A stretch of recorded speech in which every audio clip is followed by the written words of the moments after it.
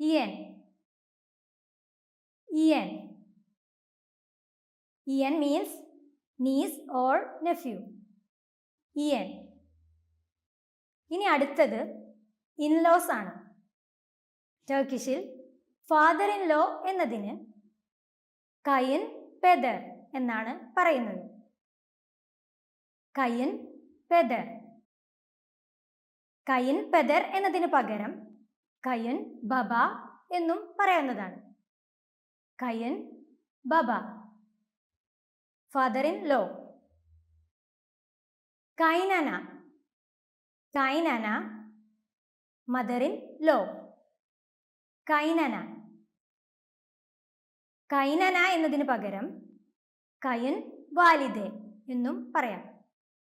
കയിൻ വാലിദെ. കൈനന ഓർ കയിൻ വാലിദെ, മദർ ഇൻ ലോ. അടുത്തത് യെങ്കെ. യെങ്കെ. യെങ്കെ means brother's wife or uncle's wife. യെങ്കെ. അവസാനമായി എനിഷ്തെ. എനിഷ്തെ. എനിഷ്തെ means sister's husband or aunt's husband. എനിഷ്തെ. സോ ഫാമിലി മെമ്പേഴ്സിനെ ടർക്കിഷ് ലാംഗ്വേജിൽ പറയുന്നതിന് വേണ്ടി ഈ വാക്കുകളാണ് ഉപയോഗിക്കേണ്ടത്. Teşekkürler.